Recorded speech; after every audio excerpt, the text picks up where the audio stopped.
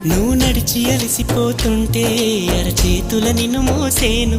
నువ్వు కథలు చెప్పమని అంటే మన కథనే వినిపిస్తాను.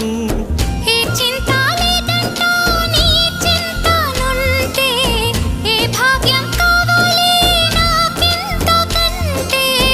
ఈ దొరసాని నాలివేణి ఇక లోకంలో ఏదైనా పోతే పోనీ.